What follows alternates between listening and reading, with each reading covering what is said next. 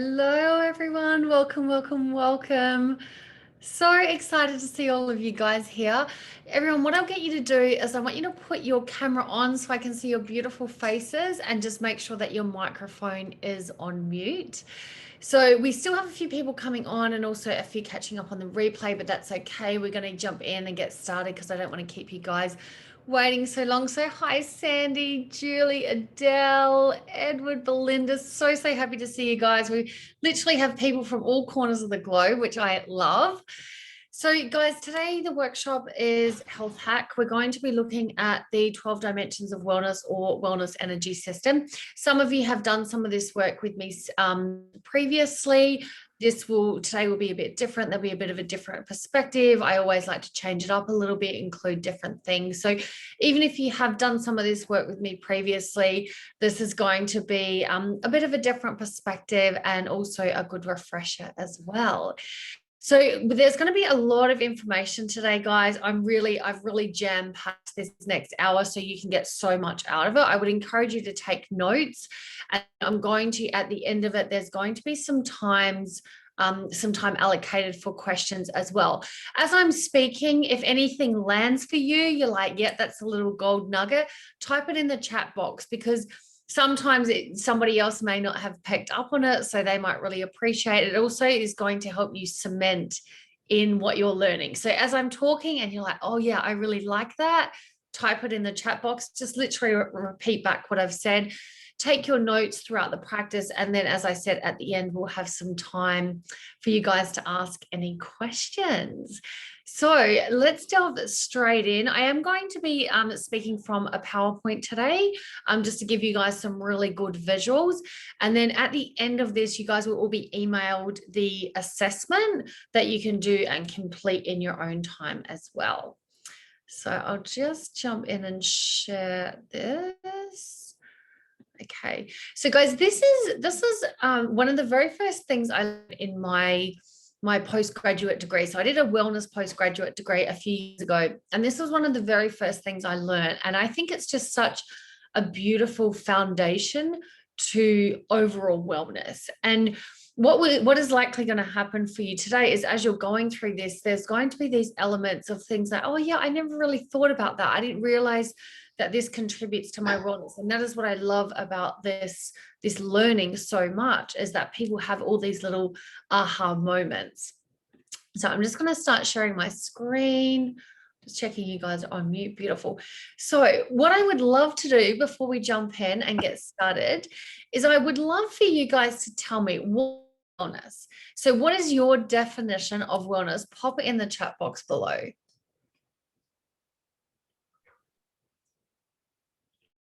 I've got my cup of tea, I've got my water here all set up.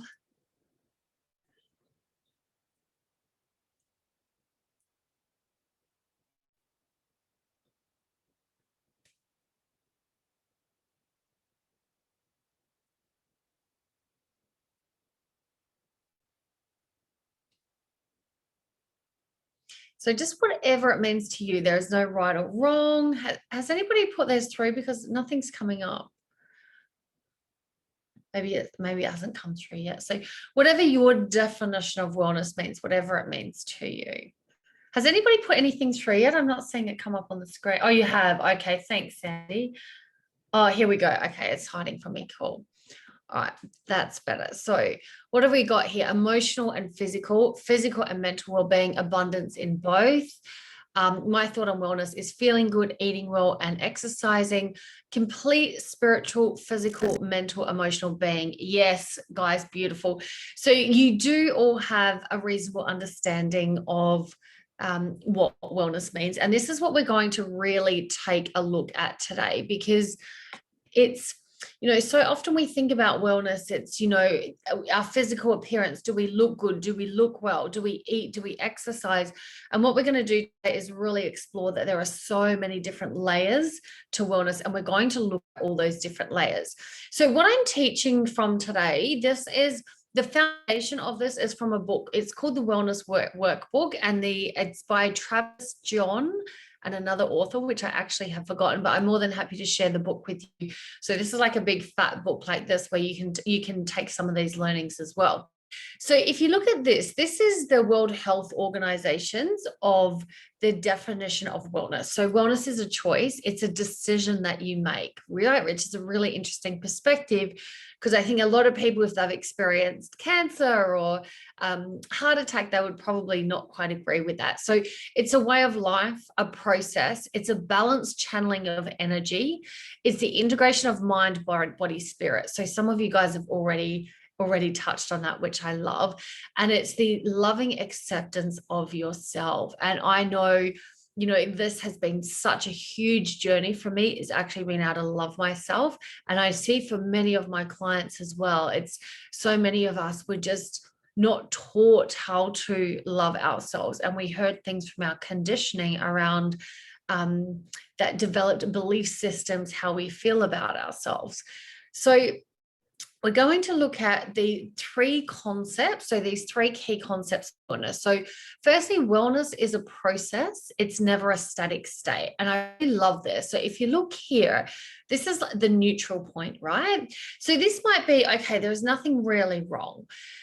And then so you might start getting like signs and symptoms. So maybe it's reoccurring colds, maybe it's rashes on the skin, maybe it's digestive issues, maybe it's hair loss, maybe it's acne, maybe it's reoccurring cold sores, maybe anything. You start getting these little signs or symptoms that may not see that big a deal, but you get the signs and the symptoms. And if these go untreated, then you move towards premature death or disease.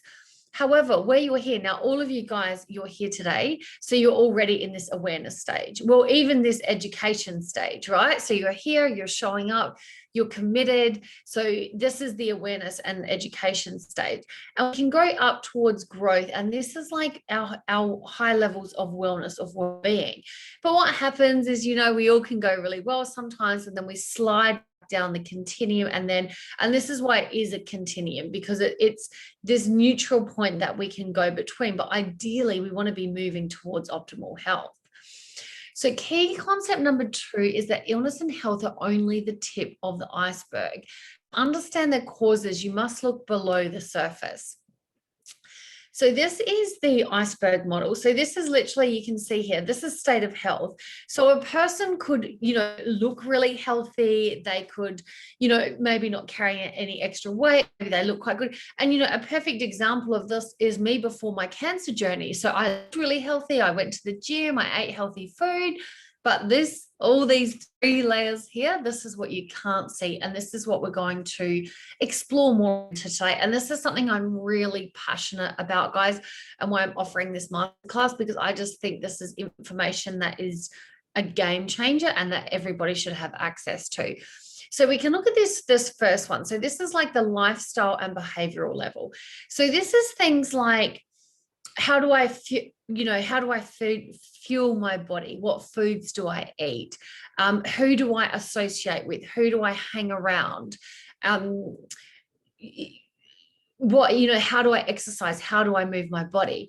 Then we go down to this deeper level. So this psychological, motivational level. And this is things like the deeper meaning. So our conditioning from childhood. Say, for example, if you heard things like, you know, you won't get dessert until you eat all your food, or if you be a good girl, then you get a treat, or, you know, do all your homework and then it's like reward is food. Maybe we grew up in a family with parents that were very unhealthy. I met a guy just the other day that was really struggling with weight, and it's been an ongoing battle for him his whole life. And we're talking about his upbringing, and they just take out every night, chips, pies every night. So you're conditioned to do that. So it's these sorts of things. It also comes into like our cultural norms and what's culturally accepted at the time. So one example I love to use for this is smoking. So even in my lifetime, I have seen massive shifts culturally of what is accepted for smoking. So, you know, it was only, you know, a decade ago that we could smoke in restaurants, we could smoke everywhere. And now in Australia and a lot of the West, you're literally shunned to this back room in the pub somewhere to have a cigarette. You know, it wasn't even that long. You could smoke on planes and trains. And now that is completely unheard of. So it's a cultural shift, a different perspective. Another example I love to use is, has anybody just raised your hands if you've heard of the Gerson diet or the Gerson theory? No? Oh, okay, cool. So this was a German doctor in the 50s. He does a lot of cancer treatments. He's got a clinic in Mexico. But at the time, so this was in the 50s, and he had this, they were losing a lot of women during childbirth. And he had this theory that if we start washing our hands between delivering babies, I think we can really help with saving mothers' lives. And everyone's like, oh, that's quackery. That's ridiculous. This old hippie, what does he know? And then sure enough, they started washing hands and saving all these mothers during childbirth.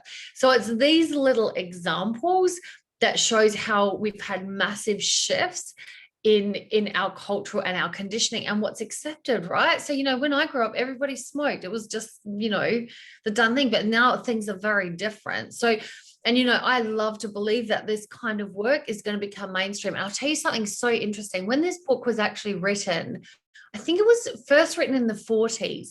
They wouldn't use the word spiritual, and they replaced it with some other word because people were not ready to hear the word spiritual. So now it's a commonly used word, and people have very different meanings of it. So it just shows, again, even in that itself, a completely different perspective. So we move on to key concept number 3. And so this is where all energy transformers connected with the whole universe.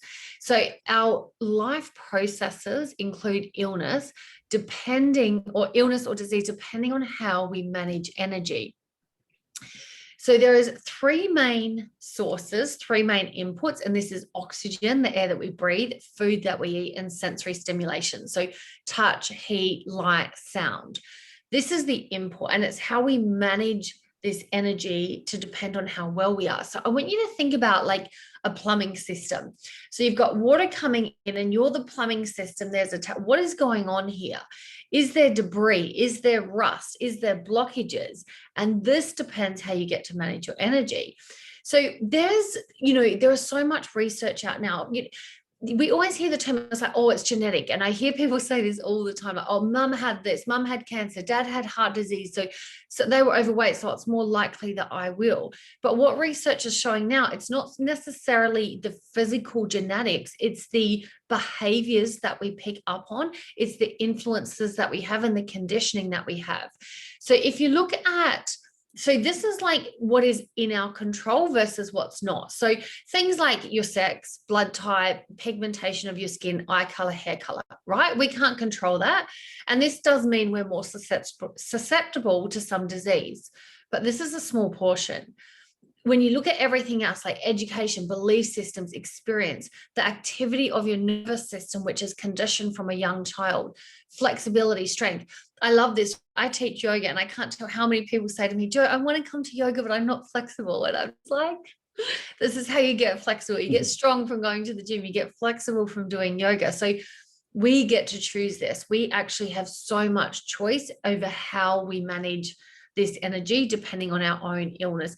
Things like muscle tension, back pain, there's more and more research coming out all the time that we actually have so much control over this by calming our nervous system, easing the muscle tension, using fresh breath, pranayama to oxygenate the body.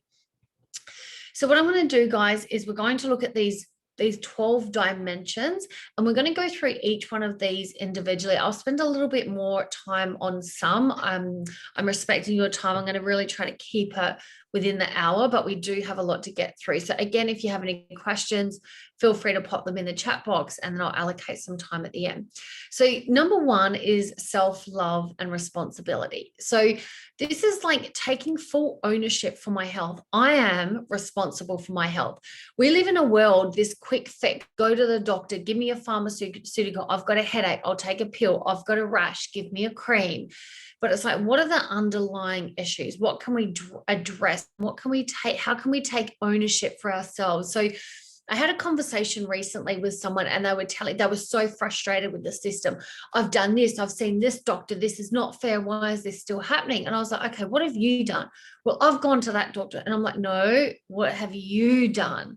Have you tried managing your sleep? Have you tried introducing mindfulness and breath work? No, but I've gone to the doctor, I've gone to the specialist. So it's like taking full ownership. And I believe so strongly that if there is something we cannot shift in our life, whatever it is, if it's relationships, money, career, where you're living, indecisiveness, there is just something you haven't tried yet. You just haven't quite hit the nail on the head yet. So it's being responsible, fully responsible, taking full ownership, and we can have an experience and we can go to the doctor and they might give us some medication. But then there is a whole other layer of things that we can investigate and research ourselves. So taking that, having different conversations, different discussions, mind-body connection, this is really important. And I think something that unfortunately has been really lost in today's world, because we live such fast, busy lives. We're always on the go. We have lots of preservatives in our food. Even there's so much Wi-Fi, like this all has impacted our mind-body connection. And if you think about our ancestors and how connected they were to astrology and the earth and the planet and the trees, I always think of the movie Avatar, this deep, deep connection, which unfortunately we have lost, but we can still really tap into that. Being vulnerable and showing if something is wrong. Self-acceptance, this is a huge one, and I could talk the whole hour on this, seriously, guys. But, I work with so many different people, and it blows my mind how many people truly do not accept themselves as they are today. And we're addicted to this next thing. When I get this, I'll feel happy. When I get this, I'll feel content.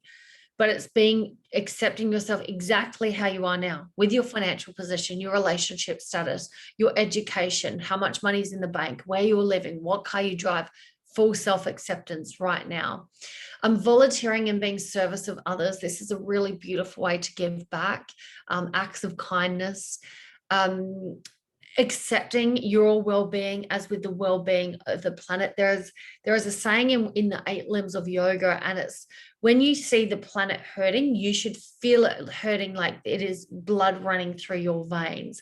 And I often think of this when I see, plastic ocean, or you see these riverways. You may have seen them gone viral on social media, where there's like thousands and thousands, millions of pieces of plastic floating through rivers. And I always think about that, like, we are all connected with the earth. So let that affect you like it's affecting your own body. And using pain and disease is an opportunity for growth. So sometimes illness is freaking frustrating, right? It stops us doing what we love. It can affect relationships. It affects our energy. Financially, it can be a burden, but always taking the opportunity. What can I learn from this? How can I grow from this? So this is just a little bit of a checklist I've done after each one. So if this is like kind of, ringing a bell for you, you're like, yeah, there's a few things that I need to work on. Expressing yourself, saying no, setting boundaries. This is a huge one. Checking in with your body throughout the day. How am I feeling? What's going on? Is there any aches and pains? What do I need? Do I need to do some breath? Do I need to take a walk? Do I need to just take 5 and sit there and be still? Acts of kindness, and change the way you speak to yourself. If you speak unkindly to yourself, which so many of us are doing, is just change it, catch it and change it. The next one is breath. So guys, I want to jump straight into a little exercise here. So I want you to just come into a nice seated position and closing the eyes over. I want you to place your right hand on the chest and your left hand on the belly. We're just going to start by taking a few deep breaths in. So just start by breathing into the chest space. So every inhalation, breathing right into the right hand, feel the hand expand. And as you exhale, let the hand drop back down towards the chest. Beautiful, guys. So just taking a few deep breaths into the chest area. Filling it with as much air as you can, and then expelling all of that air out.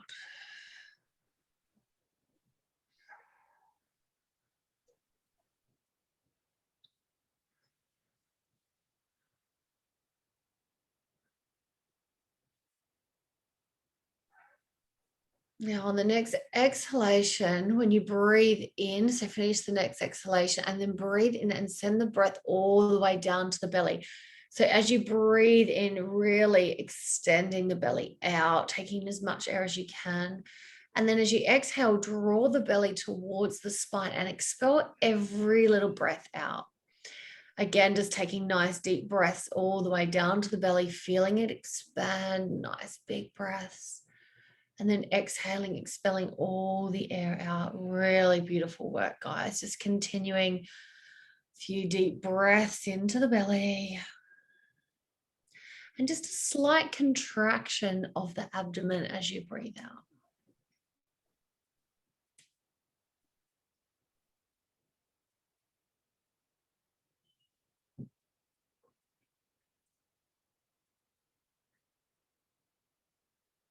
And just taking 2 more deep breaths all the way down to belly. I want you to make them nice and big, nice big breaths. Fill up the belly like you're blowing up a balloon.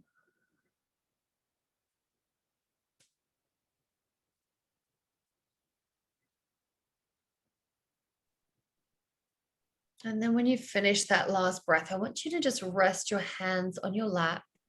Keep the eyes closed. And let the breath return to normal.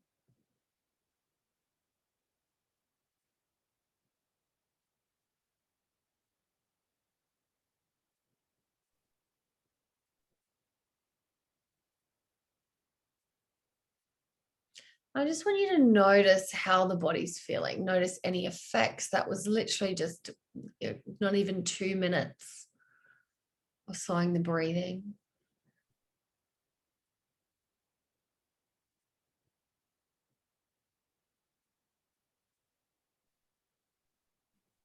And then when you're ready, just opening the eyes, just taking notice of how you're feeling. If anybody would like to, just pop in the chat box any sensations that you notice, anything that you're feeling, anything that you would love to share. I would love to hear.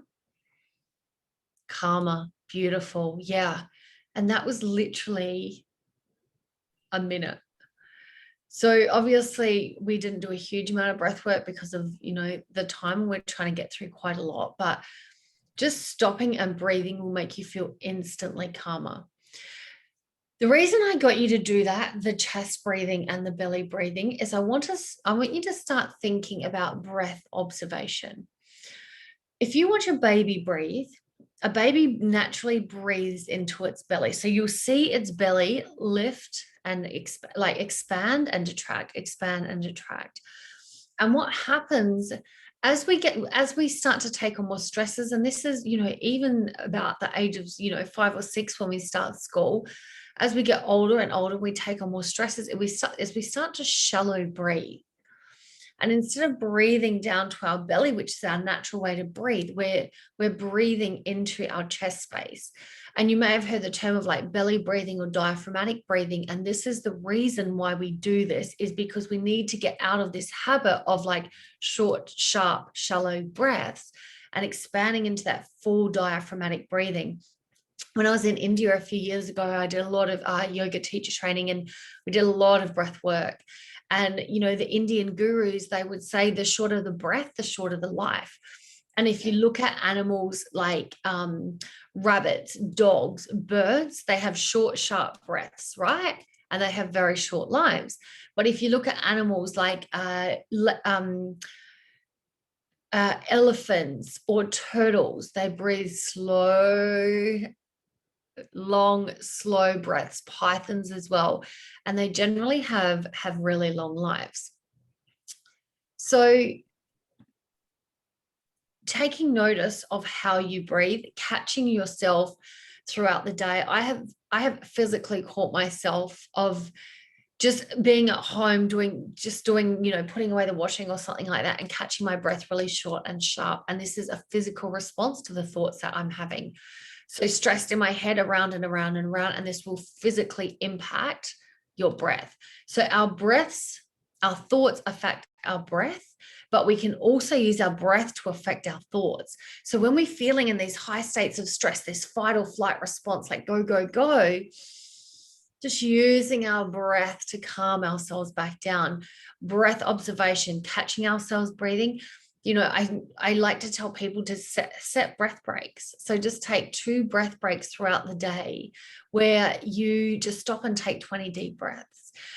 The ladies that are in Soul School, we're going to do some really fun breath work in the next few weeks. I've got some really cool stuff I want to share with you, but it's such a beautiful calming practice. So checking in on your posture, right? We so often, our shoulders, my God, are like this. We're like on our computers, laptops, our phones, like get your shoulders back, allow this space to breathe, and even just practice it. Like sit like this and try to breathe.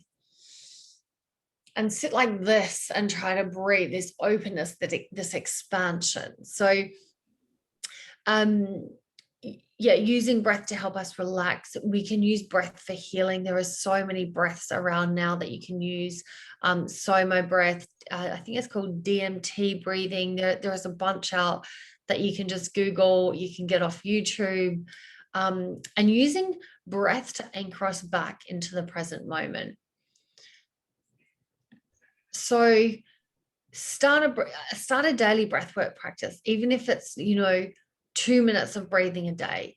Go to YouTube, look at Soma breath, look at other breath things. I think there's like warrior's breath, there's rebirthing breath work. There are so many out now, and checking in with your posture. The other thing for women as well is restrictive clothing. We love these things that like push us up and suck us in, but these can be really restrictive for our breath. And I know now, I used to wear a lot of crops, and often these crops are so restrictive, and I've caught myself running and feeling physically sick because of the restriction. So just be really mindful that you're not cutting yourself off here when you're breathing. Number 3 is sensing. So this is using our five senses to, when I think about senses, I always think about mindfulness and how we can use the 5 senses to bring us into the mindfulness. So noticing how it impacts us. And so things like sight. So our colors impact us. If you're in a room that's like bright red or purple, these really intense colors, this does impact how you feel. Like nice cool colors or nice neutral colors, it does affect the way we feel. And we're attracted to different colors. Using smell. So smell is obviously really good for things like detecting if there's a gas leak or something like that. Aromatherapy, if there's bad odors, it's telling us there's something that's wrong. Taste. So nice taste and eating mindfully and really connecting to the senses and using our taste to cultivate that mindfulness. Touch, physical touch, massage. Room temperature is a huge one. If it's 35 degrees outside and you've got your temperature set at 22, this is not ideal. So you don't want to have massive gaps between the outside temperature and inside temperature. Sunlight exposure, massage. And then we've got sound. So, we all know the feeling if you're working near a construction site all day, it gets really like intense. So being aware of that and how sound, especially if you're, I'm doing my NLP training at the moment, I'm learning a lot about all the different learning styles. And especially if you're an auditory learner, this is going to impact you. And you'll notice this because if you're someone that's easily distracted, if there's too many people in the room, if you're trying to have a conversation and a song comes on, you could step into like auditory learning. So being aware of this, but also using music to calm us. Like you think about when you go to a yoga class and it's like beautiful and calming, and using it to meditate. Sometimes I'll come home at the end of at the end of a busy day, and I will just lay on my bed like this and just completely surrender and put on a song and just let the music calm you. We've been using music for healing, for dance, for celebrations, for calming, for healing. Like if you think of sound bowls, this has been happening for centuries, and we're just starting to connect to this in the Western countries now. So practicing mindfulness, using the senses, going for a walk, connect to the 5 senses. What can I see visually? What can I smell? What can I taste? What can I feel? What can I sense? Connect to all of that. Do it while you're eating, walking, doing it while you're making a cup of tea. It's using the senses to practice mindfulness. Number 4 is eating. I'm not going to spend a huge amount of time on this. I think most of you guys have a good understanding of nutrition. But the thing with food is it can become so overwhelming, right? We live in an era where we have so much choice. It's crazy. You can be vegetarian, vegan, pescatarian, keto, ketogenic. Like there are so many labels with so many things and so much misinformation out there. And I live by this simple rule. If it comes out of the ground, it's good for you. If it comes out of a packet, it's not. And, you know, even with health foods and stuff, we can definitely get foods that are much healthier choices. But at the end of the day, it's fresh fruits and vegetable, whole grains, ancient grains. This is what is good for us. So, you know, using antibiotic-free meat, just things that are like things that were made for human consumption that weren't made in a factory. Another big one is emotional eating. And again, I do so much work with this with clients, and often it's just being really aware. Am I hungry, or am I bored, or am I anxious, or am I agitated, or am I angry and I'm just trying to drown the emotions and buffer the emotions? So being aware of that. Often hydration is mistaken for hunger. And we all know we've caught ourselves looking in the fridge. I'm just bored. I'm feeling something. So get in touch. What is the real emotion? What do I really need to deal with and process, rather than just going for the food? Reducing coffee and caffeine intake, keeping really hydrated, and getting really familiar with labels. I remember when I went through a massive transition about 12 years ago, and you know, I used to eat a lot of junk, and then I got really interested in nutrition and learning about it and creating healthier lifestyles. And I remember going to the supermarket and I just felt like I'm just spending, you know, 2 hours just reading all the labels. But once you get familiar with it, it gets easier, and you get familiar and you know what products are better. The other thing I want to say as well is, you know, there's this this diet and marketing, and this is the stuff you've got to be really careful of. And low fat, like often low fat is loaded with sugar or just loaded with chemical. It's just a chemical shit storm. So just being aware that fat is not the devil if it's good fats, but sugar is, right? So sugar is never good. Healthy fats, I mean, I'm sure you guys are aware of this, but avocados, olive oil, nuts, seeds, all the chia seeds, flax seeds, sunflower seeds, fatty fish, tuna, herring, mackerel, sardines, eggs. So being aware that those fats are good for you, and, you know, the nasty saturated fats are not. So just, you know, eat mindfully, educate yourself about nutrition, always learning, always growing, staying hydrated, limiting processed foods as much as you can, and just increasing your fruit and vegetable intake.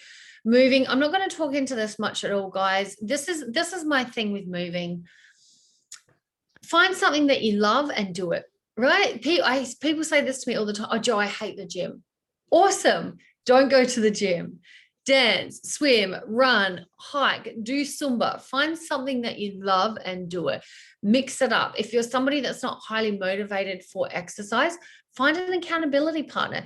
Find somebody, set goals, move your body, commit to meeting every 2 days or every morning and going for a walk or a run, or just find something that you love. Like, we need to move our bodies. It gives us energy. Sometimes we feel, I catch myself doing this. It's like, oh, I feel tired, I can't be bothered. But then you exercise and you feel amazing, right? So it's not about pushing ourselves to extreme. Of course, we listen to the body, but it's about, like, it does give us energy. It gives us endorphins. It makes us feel good. And the more that we perceive that pleasure, the more likely we're going to move towards it. Number 6 is feeling. So guys, I could literally talk about this for the whole hour as well. I think this is so important. Bottling up emotions is like the worst thing we can do. It sits in the body and it manifests as disease. It manifests as cancer, heart disease, anxiety, depression. We need to release our feel our feelings, release our feelings, showing vulnerability. So vulnerability is not about every person I see telling them every single thing. So meeting somebody at the supermarket and tell them about a weird rash that's on my foot, and somebody that hurt me 5 years ago and I'm still upset about it. Like, that is not vulnerability. That's just like blurting things out all over the place. But vulnerability is things like acknowledging, I don't understand this and it's okay for me to express this. I don't feel like doing this. when this happens, I feel triggered because of this. And it's just finding a way to show vulnerability. And I know for a lot of people, myself included, this is a really hard one to shift. If you're somebody that's got to be the strong one, the tough one, I'm there to support other people, showing vulnerability will feel hard. And my God, when you show it, it is not easy. It is, when you're somebody that's never showed it, it is super challenging. But also on the other side of it, I was having a conversation with a friend the other day. We're both really into personal development, and we were both like, vulnerability is the key. Vulnerability is the key to relationships. If you, and I don't even, not even romantic relationships, but all relationships.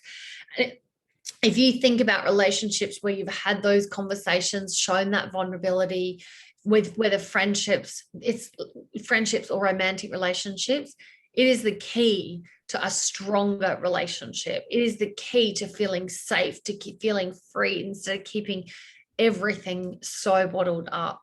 And the other thing is, you know, being open to experience joy. This sounds so ridiculous, right? And so easy. But seriously, guys, life gets so freaking serious. You know, as we get older, we take on more and more responsibilities. And sometimes we just forget to have fun and be free and connect to our little inner child and just let it all out. So I want to do something quickly here. I'm going to get you guys all up. We're just going to do this for a couple of minutes. So I'm just going to stop sharing my screen. Oh, I love how quickly you guys are jumping up. So what we're going to do here is we are going to shake it out. I'll be right. So standing up, guys. Oh, hang on. So I've got the wrong music on. I'll be right. Deal with me. Okay. Cool, guys. So what we're going to do is just stand up, and we're just going to shake it out, right? So just shaking out the hands. Maybe closing over the eyes if that feels nice.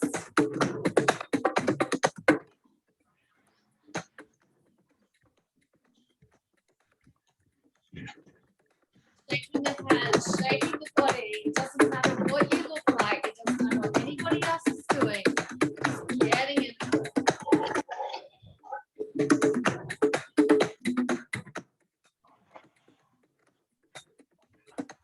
Beautiful, guys. Awesome.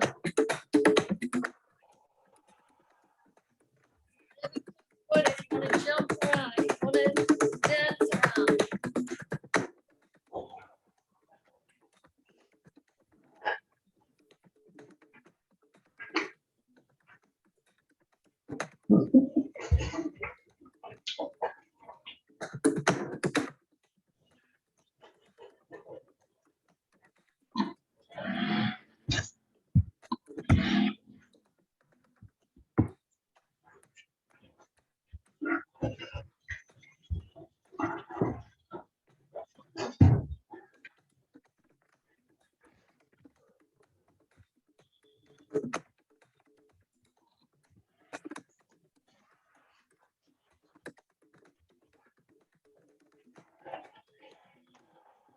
A little bit longer, keep it going.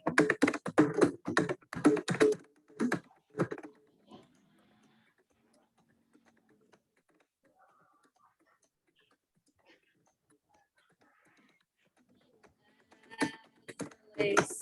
Beautiful. So just coming back in and joining me.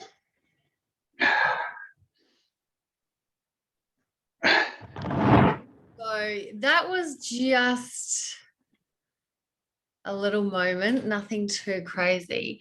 But I want you guys to share with me, how are you feeling? Just even, you know, if you want, just close your eyes and take a moment and just really kind of feel into it. Just notice any sensations in the body.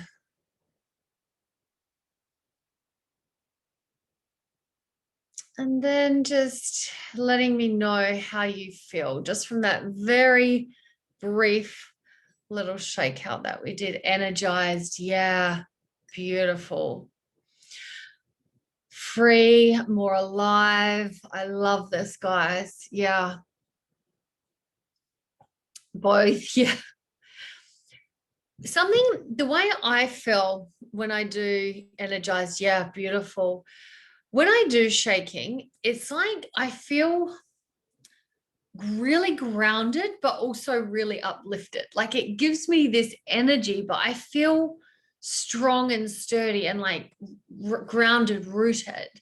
So this, I think we maybe did that for a minute. I wasn't timing, it wasn't long at all, but I want you to notice, like, you can just feel this nice sensations in the body. And this is a really good way. I've actually started incorporating this in my morning ritual of like just shaking for 10 minutes. Like you get to start your day feeling like that, feeling energized, alive, free, energized. Like it's a state, and we can choose our state. And if you think about, if even right now, like you guys have been sitting there and listening and taking notes and maybe starting to feel a little bit like lethargic or not, not energized. And like that, in a second, we get to change our state. So this is also a really good way just to shake out any like stuck emotions. And I don't know, raise your hands. Has anybody been feeling really strong energy over the last 2 days with the new moon? Just raise your hand if you have.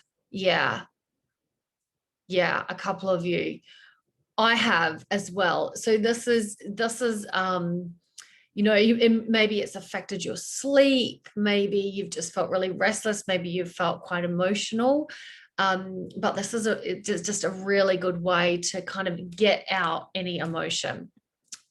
So I'm just going to go back to my screen. All right, so when we have any built up emotion, it's like, how do we get rid of it? Do I need to like go for a run, like dance around, shake it out? Do I need to go and see a friend and have a good laugh or watch a movie? It's like being aware of these emotions and allowing ourselves to feel it and then moving on from it. How do we process that emotion? So number 7 is thinking. Again, this is such an important one. We so often think that our experiences or circumstances determine how we feel. So, somebody was really mean to me today and that made me feel like this. Or my boss gave me this deadline and now I'm stressed. But what I want you invite you to think about is it's not the situation that made you feel it. It's the thoughts about the situation that made you feel that. So, for example, you could have 2 people, both work a 12-hour day. One person could come home and say, oh my God, I'm so exhausted and depleted and my boss is an asshole and I can't believe he made me do that. And the other person might say, oh my God, today was such a good networking opportunity. I met all these people. I'm going to get some overtime. I think this will be a great opportunity for me to get a promotion. Same situation, 2 different thoughts. So when we can start to understand it's our thoughts that create feelings, then we get to choose our thoughts, right? Nobody gets to choose our thoughts but us. So having awareness of the mind, and anybody, I know a lot of you guys have worked with me and I'm all about understanding your thoughts. What is really going on? What are the thoughts that are driving the feelings? Getting clear on that. Being the observer of the mind, noticing our environments as well. Are certain people toxic to be around? Are certain workplaces toxic to be around? Who are the 5 closest people in your life and how do they contribute in a positive way? Do they elevate you and lift you up or do they bring you down? Being really aware of our environments. Our focus on our concentration. When we're highly stressed and we're in our heads and up in our minds, we can't concentrate. The monkey mind jumping from one thing to the next. And guys, it's never been so strong as it is today. We literally have attention spans of goldfish now because even marketing has changed so much. Like the way people market has changed completely because of this scrolling. And it's like, you've got to captivate people instantly because if you don't get them in seconds, they're gone. And we need to see things again and again and again, this repetition. So being aware of the thoughts in your mind and these repetitive or unwanted thoughts. So yeah, it's thought observation, being clear on what we're thinking about. So to do, become the observer, spend time with your mind. Journal. I can't express journaling enough and how important this is. So if you're unfamiliar with journaling, ask yourself 2 things. What am I thinking? And what am I feeling? Right? and journal on that. Using meditation and guided imagery. Another thing people say to me all the time is, no, Jo, I can't meditate. Guys, neither can I. Like, we're not, Buddhist monks that have been practicing this and honing this for years. It's just about finding those moments of stillness, putting on that song and fully listening to the song, putting on some guided meditation and listening to it. There is so much we can access now, that there's so many different apps and YouTubes that we get this stuff. We're so lucky to have this. And then the biggest thing, and again, I could speak into this section all day, but replace old thoughts with new thoughts. The law of displacement. Two things can't occupy the same space at the same time. So out with the old, in with the new. Capture the old thoughts, in with the new thoughts. Playing and working. I've done this workshop so many times in workplace settings, at retreats, in so many different environments. And this is probably the one that people score so lowly on. Work-life balance. We get too involved in work. So just, valuing yourself, setting boundaries, being able to say no, and looking at some of your belief systems that you have around work. Do I need to be spending all this extra time? Because sometimes we just create these beliefs, and people will often say to me, I get up and I check my emails and I take work home on the weekend, and I'll say, do you have to do that? Is that an expectation? Well, not really. So why are you doing it? If it's creating stress for you, then you are responsible. And we think it's work that's doing it, but a lot of the time it's ourselves, because we're not putting in boundaries, or we're choosing to take on more and then getting stressed about it. So it's this simple, guys. Know what you love. What do you love? And just do it. Know what you love and do it. It's that simple, right? Again, people tell me they forget what they love because they get so, kids and responsibility and houses and work. It's like they've forgotten what they actually love. So do something every day that it inspires you. Just small little things. Communicating. So again, this is another really big one. Just having awareness of how you speak to people. Again, it's this self-awareness. Are your words positive or negative? How are you speaking to yourself? So often we would never speak unkindly to others, yet we speak quite unkindly to ourselves. Acknowledging our mistakes, not trying to pass the blame, pass the buck. It's just like, yep, I did that. I take responsibility for it. Speaking consciously. This is, I do a lot of work with my clients, and often around communication in relationships. And I cannot tell you how many people are so scared of really speaking their truth. They don't want to rock the boat. They don't want to upset the partner, so they don't say anything. And when people believe that communicating is conflict, it's like going head to head, and you did this and you did that, but it's not about that at all. It's about communicating in a way where you can express your needs in a way that doesn't threaten the other person. So there are so many things you can do around that.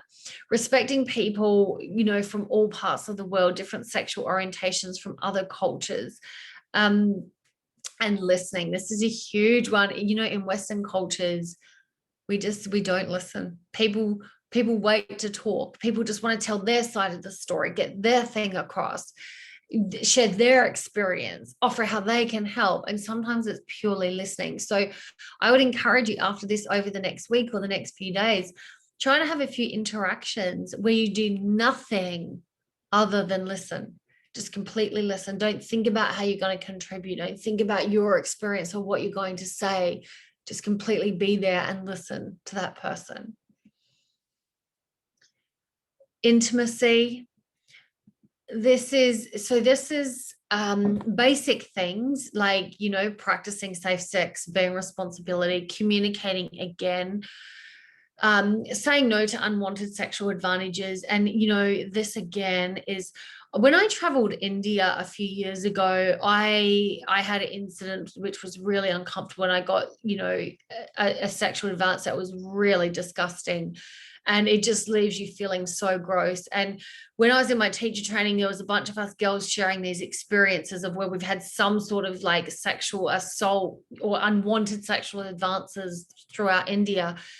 And all of us, you know, would say, oh, I shouldn't have done this. You know, maybe I shouldn't have done this. And it was like, no, you know, it's different in countries like this, but it's like we always put it back to us, like it's our fault. We somehow did something wrong. So just being so clear, you know, if somebody's telling even a sexist joke in the office that you don't want to hear, be okay to say it. Like, that is sexist and I don't appreciate it. I met somebody recently that had all these blonde jokes, and I'm just like, are you kidding me? Like, one, this is like from the 80s, but also it's just not funny. Like little things like, oh, that's real blonde. Like, no, that's just not okay, and it's not funny. So being able to express that and feeling safe for that. One thing I think that's most important is around our cultural beliefs or around our conditioning around sex. So a big example is if you grew up in a household that was really religious and you're not allowed to have marriage to sex, or not allowed to have sex until you're married, or if, you know, maybe there was religious reasons, or that was just your beliefs, you can often grow up, and if you do that, you can feel guilt and shame on yourself. So it's being aware of our cultural or our conditioning, societal expectations, and how we feel about it, how the guilt we carry. Another huge one is, I can't tell you, like, women, if they haven't met their person, think there is something that is wrong with them, right? Because we grew up watching Disney and the knight in shining armor, and when we don't get that, we think there is something deeply wrong with us, and that is simply just not true. So it's just being aware of that conditioning. And, you know, even sometimes like movies, and they just give people unrealistic expectations of what love is, of what romance is. So it's just being aware of that. And guys, the most important relationship you will ever have is the relationship with yourself. You are with you until the day you die. People will come into our lives. People will come in with opinions. You are in your head for your entire life. So build a good relationship with yourself. You are going to be there with you until the day you die. So nurture yourself, love yourself, work on your relationship first. It is so important. And then this will just naturally benefit your other relationships. Number 11 is finding meaning. So understanding your values and your priorities. Like, what are my top values, and am I living in alignment with that? If you don't know your top values, if you've done work with me before, you probably do know your top values. If not, I would highly encourage you get clear on your top values, and is everything in alignment with that? You know, a really good example, when I was in the Maldives, I had to give up all of my values. So, you know, health, education, love. And it was like, you know, I was eating such unhealthy food. I was working to the bone, like just this was not in alignment with my values, educating myself. I was just working like a slave. I wasn't getting time to develop myself and the things that are really important for me. So that was a no. That was not in alignment with my values, right? When I went there, I thought it was the wellness practitioner position. Yeah, but it actually wasn't. So do your relationships, does your workplace, does your family, are they in alignment with your values? And if they're not, you need to make some changes. Getting clear on your purpose and your passion. So when we are living our purpose and our passion, we feel lit up, we feel excited. So I've just got some journal prompts here. If you feel, you know, this is kind of striking a chord for you, it's something you want to explore a little bit more, just journal on these. Like, what do you love to do? What lights you up, excites you? What is something you always seem to notice? What do you love so much you would do it for free? And this is my favorite question, which I ask myself all the time. When I'm 90 years old, looking back at my life, would I regret never trying anything? I base all my decisions on this. Like, ask yourself these questions. Number 12 is transcending. So this is a really interesting one. And when I talk about transcending, it is connection with something greater. You can call it whatever you want. You can call it God. You can call it the divine. You can call it spirit, your angels, the greater being. You can call it whatever you want, but it is this bigger connection. And again, when I think of this, I think about Avatar. I think about how we're all connected with the trees and this magical, mystical, like we are all connected. And when we can take time to be present and really cultivate presence, this is where we can connect into our intuition. This is where we can get messages that just come in from nowhere, because our crown chakra is open. We're open to receive. And, you know, sometimes you just get these downloads from nowhere. This is when we are opening up. I love this saying, am I falling apart or falling together? So when we're in, you know, in the mess and life is not working and we're frustrated and it's not going the way that I want, can we pull back from this and just say in that moment, am I falling apart or falling together? Because when we go through anything hard, there are so many lessons and learnings and gifts, even from the most horrible situations. There are gifts. And I'm not saying that the horrible situation was okay or warranted or justified. I'm not saying that at all. But there are gifts from every situation if we choose to see them. So guys, you're all going to get the email, and I'm going to send you out the wellness workbook. This is what you're going to end up with, and I'll explain to you how to fill it out. So it's going to highlight areas for you that you need to work in. So this person, self-love and responsibility is quite good, but breathing really needs some work. So we're going to have this pie. Ideally, what we want is this nice round circle, but in reality, there's all these gaps. So what I want you to do is identify the gaps. And so you can do it through, I'm just going to, bear with me for one moment. So this is the workbook, and every section has got all these questions. So there is a section for everything. There's for every dimension. There is lots of journal prompts for you to complete. And so what you're going to do is mark yourself. 0 is not me at all, never. 4 is all the time. Mark this out, add the total. So say, for example, the total is 34. You're going to divide it by how many questions? So 12, and this will be your average. So every section total divided by 13 on this one, and that is your average, right? So you can go through and do them for all of the sections. And then when you get to the end, you're going to color in. So everything you have an average between 0 to 4. So for example, if you got 2, then you're going to color in this section. If you got 3 here, you're going to color in this section, 2.5, and so on and so on. So guys, that is it for the masterclass, where I'm exactly on time, 5 o'clock on the dot.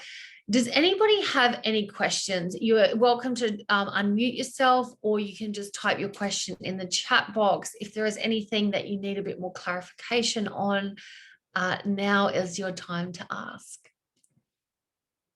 You are so welcome. Welcome, welcome, welcome. Can't wait to get my workbook. Yay. Yeah, you guys are really going to love this. As always, thank you. No questions from anyone. I'm glad you guys really enjoyed that. That's so good. Thank you, thank you, thank you. Guys, you are absolutely so welcome. I do just want to share with you as well, I do have places available for one-on-one private mentoring. I have my 6-month private one-on-one mentoring container that is open. I have places available. I'm also going to offer a really special offer. If you have seen this masterclass, I'm going to include absolutely free of charge the Rise Up Wellness Academy. So this is loads of workbooks, loads of information.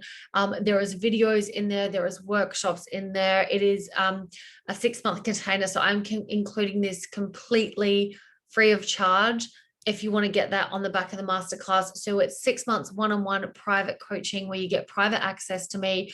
We have ongoing coaching calls, and then I'm going to give you the entire Rise Up Wellness Academy as well. So if anybody is interested, if you want to take this work, if you like fully want to integrate it and take it deeper and take it further, I know some of you have already worked with me previously or are already working with me, which is absolutely amazing. So yeah, guys, that is it from me. Thank you so much for joining in. I've loved having your beautiful energy. I've seen you guys have been really involved and taking it in and taking lots of notes. I am also going to offer this on the replay as well. So if you want to go back in and then you will get your workbooks that will be emailed out to you like in the next 20 minutes or so. So guys, thank you so much. Have such a beautiful day, and I will connect with you all soon. Take care. So much love. Bye.